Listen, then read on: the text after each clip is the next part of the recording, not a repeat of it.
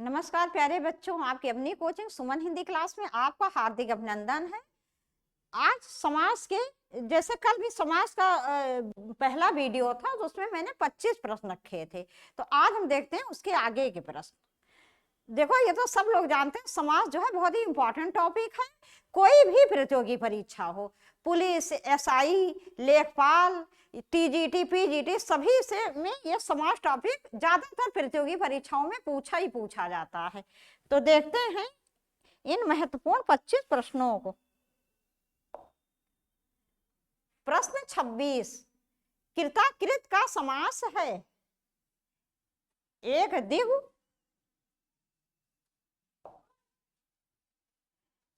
एक दिव्य, दो अव्ययी भाव, तीन कर्मधारय, चार तत्पुरुष। इसका विकल्प 3 सही, कर्मधारय। कृताकृत, कृताकृत का क्या अर्थ है? जो कृत भी हो और अकृत भी हो। कहने का अर्थ ये है जो किया भी जा सके और ना किया जा सके, वही कृताकृत है। जो कृत भी हो और अकृत भी हो। तो बच्चों, ये यहाँ पर कर्मधारय समास है। अगर कर्मधारय विकल्प में ना रहता, द्वंद्व समास रहता, तो इसका उत्तर द्वंद्व हो जाता। कृत और अकृत क्या हो जाता? कृत और अकृत। ये कर्मधारय समास किसे कहते हैं? कर्मधारय समास विशेष और विशेषण का संबंध होता है। जहां विशेष और विशेषण का संबंध होता है वही कर्मधारय समास कहलाता है। इसका विकल्प 3 सही, कर्मधारय। अगला प्रश्न, प्रश्न 27, वचनामृत समस्त पद का विग्रह होगा। एक अमृत जैसी वाणी, दो अमृत रूपी वचन, तीन अमृत रूपी वचन, तीन अमृत रूपी वचन रूपी अमृत, चार वचन और अमृत। इसका विकल्प 3 सही, वचन रूपी अमृत। इसका विकल्प 3 सही है, वचन रूपी अमृत। देखो, कर्मधारय समास क्या होता है? विशेष और विशेषण का संबंध होता है। एक पद विशेषण होता है, एक पद विशेष होता है। दूसरे बच्चों, जो कर्म ये जो रूपक अलंकार होता है वो भी कर्मधारय समास ही होता है। रूपक अलंकार जानते हो ना? जैसे वचन रूपी अमृत, वचन को ही अमृत का रूप दे दिया गया है। वचन और अमृत में कोई अंतर नहीं है, तो वचन रूपी अमृत। जहां किसी चीज को किसी चीज का रूप दे दिया जाता है, उपमेय को उपमान का रूप दे दिया जाता है, मतलब उपमेय उपमान में कोई अंतर नहीं रह जाता। इस प्रकार से जो रूपक अलंकार होता है वो भी कर्मधारय समास होता है। इसका विकल्प 3 सही, वचन रूपी अमृत।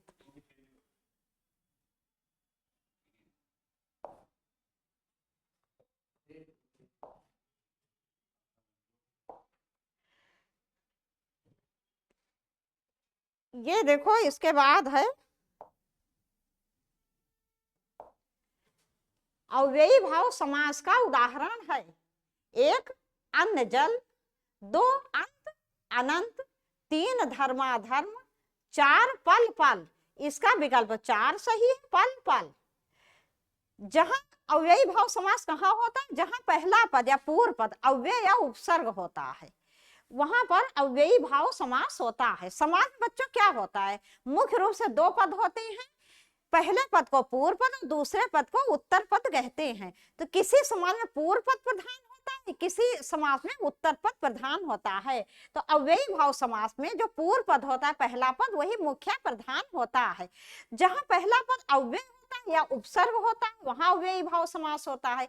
इसके अतिरिक्त जहां एक ही शब्द 2 बार लगातार आता है, वहां पर भी अव्ययी भाव समास होता है, कोई दूसरा समास नहीं होता है। जी हाँ, अब इसका ध्यान रखो, कोई दूसरा समास वहां नहीं होगा। जैसे पल पल, पल शब्द देखो, एक बार दोबारा फिर आ गया पल पल। तो जहां एक ही शब्द लगातार 2 बार आता है, वहां अव्ययी भाव समास होता है। अन्य विकल्प देख लेते हैं। विकल्प 1 में क्या है? अन्न जल। इसका जब विग्रह करेंगे तो क्या हो जाएगा? अन्न और जल। तो जहां दोनों ही पद प्रधान होते हैं, मुख्य होते हैं, कोई किसी से छोटा बड़ा नहीं होता, वहां कौन सा समास होता है? द्वंद्व समास। तो पहला विकल्प जो है ये है द्वंद्व समास। दूसरा अंत अनंत, ये भी द्वंद्व समास है, अंत और अनंत।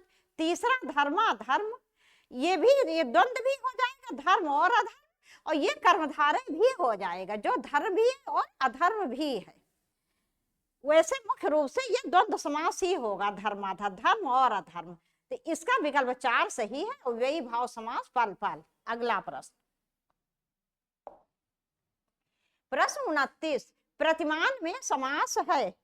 प्रतिमान में समास है, एक तत्पुरुष, 2 अव्ययी भाव, 3 द्विगु, 4 द्वंद्व। इसका विकल्प 2 सही है, अव्ययी भाव।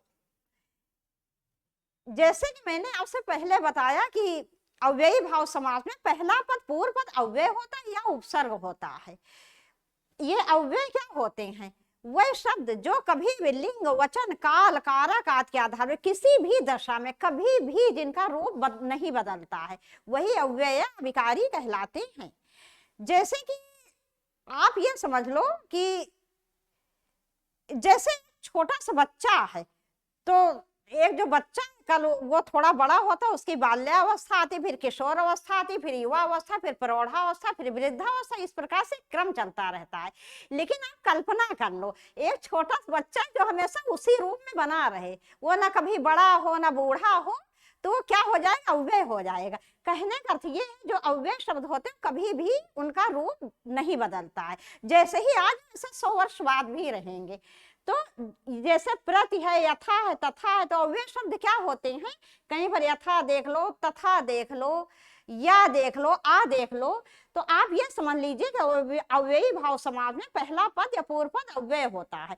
जैसे आ, भर, प्रति, यहाँ प्रति आया है, तो जैसे मान, यहाँ मूल शब्द है, प्रति उपसर्ग लगा, क्या हो गया? प्रतिमान। यहाँ प्रति आ गया, जहाँ प्रति देख लो, यथा देख लो, तथा देख लो, वहां बिल्कुल बिना कुछ सोचे विचारे अव्ययी भाव समास लगा दो। इसका विकल्प 2 सही, अव्ययी भाव। अगला प्रश्न, प्रश्न 30, हमें यथाशक्ति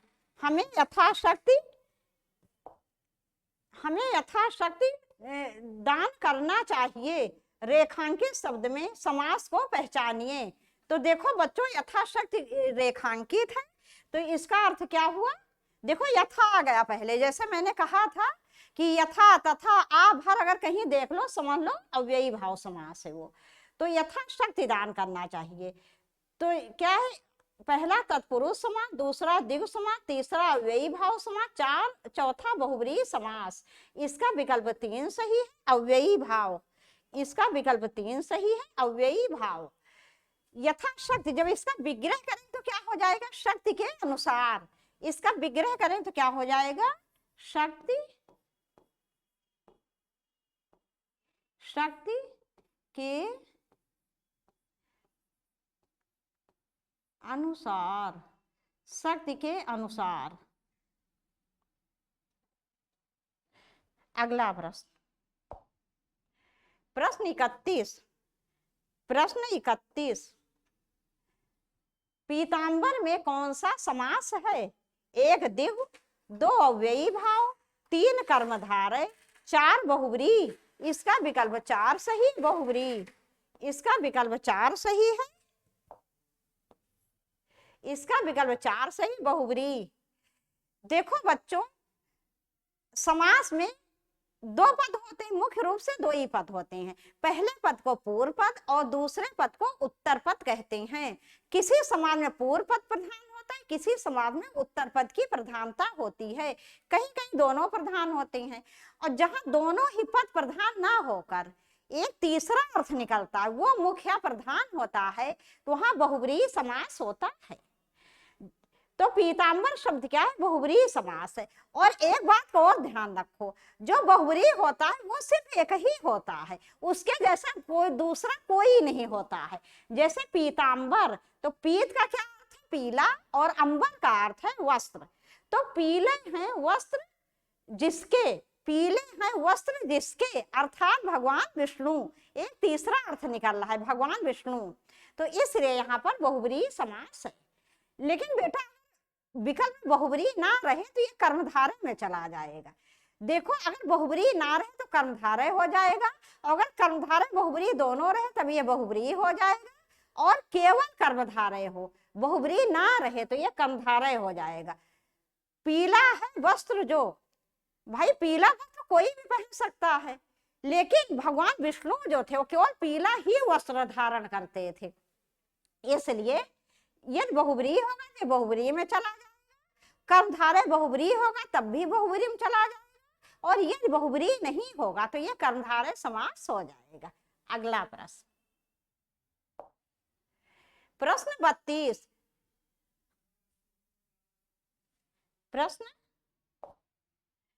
प्रश्न 33, गौशाला में कौन सा समास है? गौशाला में कौन सा समास है?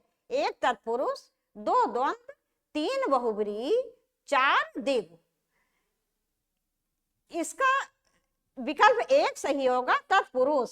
इसका विकल्प 1 सही होगा, तत्पुरुष। अगर एग्जामिनर आपसे और अंदर जाके प्रश्न पूछ ले कि कौन सा तत्पुरुष समास है, तो ये हो जाएगा संप्रदान तत्पुरुष समास। क्योंकि जब हम इसका विग्रह करेंगे तो क्या हो जाएगा? गायों के लिए शाला। इसका विग्रह करेंगे तो क्या हो जाएगा? गायों के लिए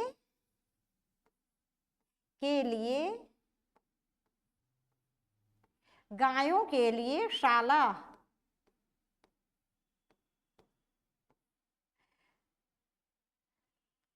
तो बच्चों जहां किसी के लिए कोई कार्य किया जाता है वहां पर संप्रदान तत्पुरुष समास होता है, और इसका चिन्ह क्या होता है? के लिए। तो गौशाला क्या है? तत्पुरुष समास है। कौन सा समास है ये? कौन सा तत्पुरुष समास? संप्रदान। क्योंकि जब हम इसका विग्रह करेंगे तो हो जाएगा गायों के लिए शाला। अगला प्रश्न, प्रश्न 34, मृत्युंजय पद में कौन सा समास है? 1 द्विगु, 2 कर्मधारय, 3 बहुब्रीही, 4 द्वंद्व। इसका विकल्प 3 सही, बहुब्रीही। इसका विकल्प 3 सही, बहुब्रीही। जैसे कि मैंने आपको अभी पहले बताया था, जहां दोनों पदों का अर्थ ना निकलकर एक तीसरा अर्थ निकलता है जो मुख्य होता है, प्रधान होता है, और उसके जैसा कोई भी दूसरा नहीं होता है, वहां पर केवल बहुब्रीही समास होगा, इसके अलावा कोई समास नहीं होगा। तो मृत्युंजय, मृत्यु पर विजय प्राप्त करने वाले, कौन है वो मृत्यु पर जिसने विजय प्राप्त की? भगवान शिव। तो मृत्युंजय अर्थात मृत्यु पर विजय प्राप्त करने वाले अर्थात भगवान शिव। तो एक तीसरा अर्थ निकल रहा है जो कि भगवान शिव की ओर संकेत कर रहा है, इसलिए यहाँ पर बहुब्रीही समास है। अगला प्रश्न, प्रश्न 35, चौराहा में कौन सा समास है? 1 द्विगु, 2 तत्पुरुष, 3 बहुब्रीही, 4 कर्मधारय। इसका विकल्प 1 सही है, द्विगु समास। चौराहा, तो द्विगु समास बच्चों वहां होता है जहां पूर्व पद संख्यावाचक हो और उत्तर पद संज्ञा हो। क्या हो? पूर्व पद में कोई न कोई संख्या हो, 1 2 3 4 100 1000 कोई भी संख्या हो, और उत्तर पद संज्ञा हो, तो वहां द्विगु समास होता है। तो चौराहा, तो राह क्या हो गई? राह माने राह या रास्ता, ये क्या हो गई? ये संज्ञा हो गई। और चौराहा, चौ माने क्या हो गया? 4, तो 4 राहों का समूह। तो जहां पहला पद संख्या और दूसरा संज्ञा होता है वहां द्विगु समास होता है। इसको तोड़ोगे तो क्या हो जाएगा? 4 राहों का समूह, 4 राहों का समूह। तो इसलिए यहां पर द्विगु समास है। अगला प्रश्न,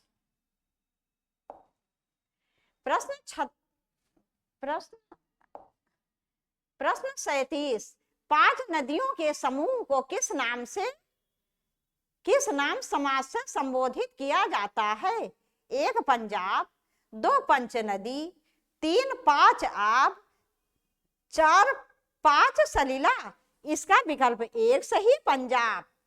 5 नदियों का समूह, ये क्या है? पंजाब। पंजाब में कितनी नदियां? 5 नदियां हैं, इसीलिए इसे पंजाब कहते हैं। और यहाँ पर कौन सा समास है? यहाँ पर भी बच्चों द्विगु समास है। अगला प्रश्न, निम्नलिखित प्रश्न में 4 विकल्पों में से दिए गए शब्द के सही समास वाला विकल्प पहचानिए। चक्रधर, एक चक्र धारण किया है जिसने, दो चक्र है घर में जिसके, तीन चक्र है धर में जिसके, चार चक्र है अधर में जिसके। इसका विकल्प एक सही, चक्र धारण किया है जिसने। तो बच्चों चक्रधर का क्या अर्थ है? इसका विकल्प एक सही होगा, चक्र धारण किया है जिसने। कौन है वो जिसने चक्र धारण किया? भगवान विष्णु। तो यहाँ पर भी बहुब्रीहि समास है, एक तीसरा अर्थ निकल रहा है, चक्र धारण किया है जिसने। भगवान विष्णु के अलावा किसी ने भी चक्र धारण नहीं किया है। अब आप कहोगे नहीं मैम भगवान श्री कृष्ण ने धारण किया है, तो बेटा भगवान श्री कृष्ण जो है वो विष्णु का ही अवतार है, वो एक ही है, वो अलग अलग नहीं है। तो चक्र धारण किया है जिसने अर्थात भगवान विष्णु। एक तीसरा अर्थ निकल रहा है, इसलिए यहाँ पर भी बहुब्रीहि समास है। अगला प्रश्न, प्रश्न 39, निम्नलिखित प्रश्न में चार विकल्पों में से दिए गए शब्द के सही समास वाला विकल्प पहचानिए। एक, 10 है आंगन जिसके, दो 10 है नान जिसके, तीन 100 है आनन जिसके, चार 10 है आनन जिसके। इसका विकल्प चार सही है। 10 है आनन जिसके, ये क्या है? समास विग्रह दिया गया है इसमें, इसका समास क्या होगा? दशानन। ये भी बहुब्रीहि समास है। आनंद माने क्या होता है? मुंह। 10 माने 10, तो 10 है आनंद जिसके, मुंह जिसके। वो कौन है? वो एक ही हुए हैं, केवल रावण जी हुए हैं। रावण के अलावा कोई भी ऐसा नहीं हुआ है जिसके 10 मुंह हो, 10 आनंद हो। तो इसलिए यहाँ पर भी बहुब्रीहि समास है। अगला प्रश्न, प्रश्न 40, निम्नलिखित प्रश्न में चार विकल्पों में से दिए गए शब्द के सही समास वाला विकल्प पहचानिए। सप्त सिंधु, एक 7 सिंधुओं का समूह, दो 7 नदियों का समूह, तीन 7 नदी का समूह, चार 7 सिंधुओं का समूह। इसका विकल्प एक सही है, 7 सिंधुओं का समूह। यहाँ पर भी देखो पूर्व पद क्या है? सप्त है, सप्त माने 7, और दूसरा क्या? सिंधु है, संज्ञा, इसलिए यहाँ पर भी द्विगु समास है। अगला प्रश्न, प्रश्न 41, रसोई घर में कौन सा समास है? एक द्विगु, दो अव्ययी भाव, तीन द्वंद्व, चार तत्पुरुष। इसका विकल्प चार सही, तत्पुरुष। यहाँ पर बच्चों तत्पुरुष समास है। कौन सा तत्पुरुष समास है? संप्रदान तत्पुरुष समास है। संप्रदान तत्पुरुष समास का कारक चिन्ह क्या है? के लिए। तो यदि हम इसका विग्रह करते हैं तो क्या हो जाएगा? रसोई के लिए घर, रसोई के लिए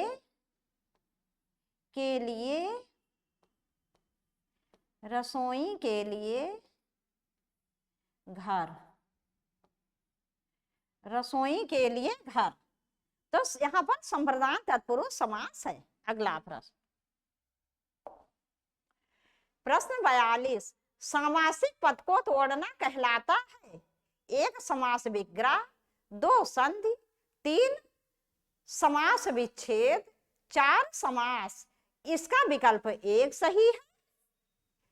समास विग्रह, देखो बच्चों जब हम दो पदों को मिलाकर एक कर देते हैं, संक्षिप्त कर देते हैं, छोटा कर देते हैं, उसका संक्षिप्तीकरण कर देते हैं, तो यही समास कहलाता है।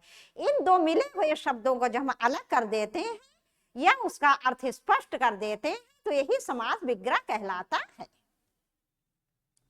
जैसे कि अभी हमने पढ़ा था रसोई घर, तो रसोई घर क्या हो गया? समास हो गया। अब जब इसको मैंने तोड़ दिया, अलग अलग कर दिया, रसोई के लिए घर कर दिया, तो ये समास विग्रह हो गया। अगला प्रश्न, प्रश्न 43, भीष्म पितामह ने आजीवन शादी न करने का प्रण लिया था। रेखांकित शब्द का समास होगा। एक कर्मधारय समास, दो अव्ययी भाव समास, तीन द्विगु समास, चार तत्पुरुष समास। इसका विकल्प दो सही है, अव्ययी भाव समास। देखो बच्चों जैसे मैंने आपको पहले ही बताया, अगर पहले आप कहीं आ देख लो, भर देख लो, या देख लो, तथा देख लो, यथा देख लो, तो इस प्रकार के शब्द अगर कहीं पर भी देख लो तो समझ लो कि वो अव्ययी भाव समास होगा। वही पहला पद अव्यय है या उपसर्ग हो। तो यहाँ पर क्या है, यहाँ पर ये जीवन मूल शब्द है, आ उपसर्ग लग गया तो शब्द बना आजीवन। तो ये कौन सा समास हो गया, अव्ययी भाव समास। आजीवन का क्या अर्थ है, जीवन भर के लिए, मतलब जीवन भर, एक तरह से इसका अर्थ हुआ जीवन भर। अगला प्रश्न, प्रश्न 44, सद्भावना शब्द में समास है, एक कर्मधारय, दो तत्पुरुष, तीन अव्ययी भाव, चार द्विगु। इसका विकल्प एक सही है, कर्मधारय। जैसा बच्चों मैंने आपको बताया कि कर्मधारय समास में एक पद विशेषण और एक पद विशेष होता है। कहने का ये विशेष और विशेषण के मेल से बनता है। अधिकतर विशेषण पहले रहता है, विशेष बाद में, लेकिन ये कोई आवश्यक नहीं है। कभी कभी विशेष पहले आ जाता है, विशेषण बाद में आ जाता है। बस आप मोटी भाषा में ये समझ लो, कर्मधारय समास विशेष विशेषण का योग होता है। तो सद्भावना, इसमें सद शब्द क्या है, विशेषण है, भावना क्या है, विशेष है। इसका जब विग्रह करोगे तो क्या हो जाएगा, सत है जो भावना, सत है, सत है जो भावना, जो भावना, सत है जो भावना, सत है जो भावना। अगला प्रश्न, प्रश्न 45, विग्रह की दृष्टि से दिए गए विकल्पों में से कौन सा विकल्प अनुचित है। तो बच्चों कौन सा अनुचित है आपसे पूछा जा रहा है, मतलब कौन सा उचित नहीं है या कौन सा असत्य है। देखो बच्चों, प्रश्न बहुत अच्छी तरह पढ़ा करो। प्रश्न अगर ठीक से नहीं पढ़ते तो आते हुए प्रश्न भी गलत हो जाते हैं। तो एक चंद्र का प्रकाश, दो देश पर निकाला, तीन जल की धारा, चार वन में वास। इसका विकल्प दो सही है, देश पर निकाला। देश पर निकाला कोई वाक्य ही नहीं बन रहा है। शुद्ध क्या होगा, देश से निकाला। इसका शुद्ध होगा देश से निकाला, देश से निकाला।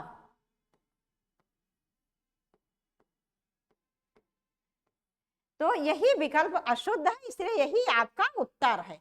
जब हम इसको देश से निकाला कर देंगे, जहाँ कौन सा समास हो जाएगा, अपादान समास। भाई देश से अलग होने का भाव हो रहा, जहाँ अलग होने का भाव होता है वहां अपादान समास होता है।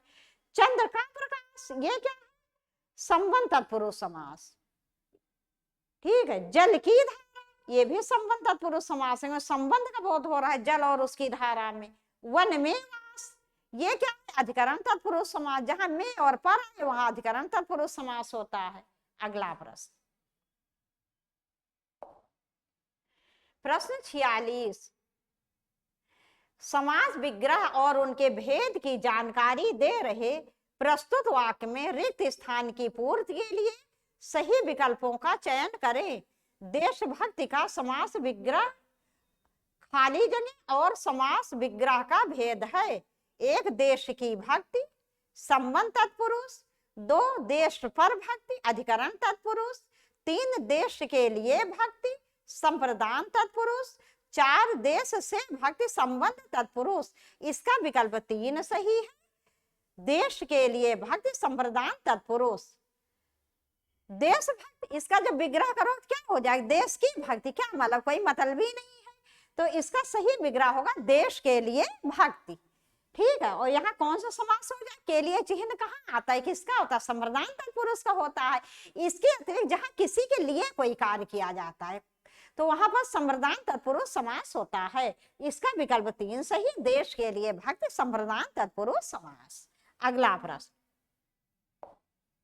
प्रश्न 47, जिस समास में कोई पद प्रधान नहीं होता उसे कहते हैं, मतलब दो में से कोई पद प्रधान नहीं होता उसे कहते हैं एक द्वंद्व, दो कर्मधारय, तीन द्विगु, चार बहुब्रीहि। इसका विकल्प चार सही, बहुब्रीहि। जिस समास में कोई पद प्रधान नहीं होता, एक तीसरा अर्थ निकलता है, वही मुख्य प्रधान होता है, उसे बहुब्रीहि समास कहते हैं। इसलिए इसका विकल्प चार सही, बहुब्रीहि। अगला प्रश्न, प्रश्न 48, विशेषण और विशेष्ट के योग में कौन सा समास बनता है। एक कर्मधारय, दो तत्पुरुष, तीन द्विगु, चार द्वंद्व। इसका विकल्प एक सही कर्मधारय। तो बच्चों मैंने अभी आपको पहले ही बताया है कि कर्मधारय समास क्या होता है, विशेषण और विशेष का योग। ज्यादातर क्या होता है, विशेषण पहले रहता है विशेष बाद में, और कभी कभी विशेष पहले आ जाता है विशेषण बाद में। बस विशेषण विशेष का योग होगा तब वो कर्मधारय समास हो जाएगी। जैसे नील कमल, इसमें नील क्या है, इसको तोड़ो तो हो जाएगा नीला है जो कमल। तो नील शब्द क्या हो गया, विशेषण, कमल क्या हो गया, विशेष। तो इसलिए जहां पर विशेषण विशेष का योग होता है वहीं कर्मधारय समास होता है। अगला प्रश्न, प्रश्न 49, गंगा तट पर कुछ लोग भजन कर रहे थे, रेखांकित शब्द में कौन सा समास है? एक कर्मधारय, दो तत्पुरुष, तीन अव्ययी भाव, चार द्वंद्व। इसका विकल्प दो सही, तत्पुरुष। तो बच्चों यहाँ पर तत्पुरुष समास है। कौन सा तत्पुरुष समास है? संबंध तत्पुरुष समास। जब आप इसका विग्रह करोगे गंगा तट का तो क्या हो जाएगा, गंगा गंगा गंगा का तट, गंगा का तट। जब इसका विग्रह करो तो क्या हो जाएगा, गंगा का तट। ठीक है, तो गंगा और उसके तट में संबंध का बोध हो रहा है। वैसे जहाँ का, की, के, रा, री, रे आदि आदि वहां संबंध तत्पुरुष समास होता है, तो इसलिए यहाँ पर संबंध तत्पुरुष समास है। अगला प्रश्न, प्रश्न 50 तथा इस वीडियो का अंतिम प्रश्न। मैं श्री रामचंद्र जी के चरण कमल की वंदना करती हूं, रेखांकित शब्द किस समास का उदाहरण है? एक द्विगु, दो अव्ययी भाव, तीन कर्मधारय, चार द्वंद्व। इसका विकल्प तीन सही, कर्मधारय। चरण कमल, जब इसका विग्रह करो तो क्या हो जाएगा, चरण रूपी कमल, चरण रूपी कमल। तो बच्चों जहां पर भी रूपक अलंकार होता है उपमेय को उपमान का रूप दे दिया जाता है। चरण रूपी कमल मतलब चरण ही कमल है, चरण कमल में कोई अंतर नहीं होता है, तो वहां पर कर्मधारय समास होता है। अब यहीं पर ये वीडियो समाप्त कर रहे हैं। मुझे पूरा विश्वास है सभी प्रश्न आपको बहुत अच्छी तरह समझ में आ गए होंगे। किसी प्रश्न में जरा भी कोई डाउट हो तो आप लोग कमेंट्स जरूर कीजिए। और बच्चों आप लोगों से एक शिकायत, आप लोग बिल्कुल वीडियो शेयर नहीं करते हो। इस वीडियो ज्यादा शेयर करो जिससे आपके अधिक से अधिक मित्रों को इसका लाभ मिले, क्योंकि एक कहावत है कर भला सो हो भला। ठीक बच्चों, अब आपसे कल मिलते हैं फिर बहुत अच्छे प्रश्नों के साथ। नमस्कार।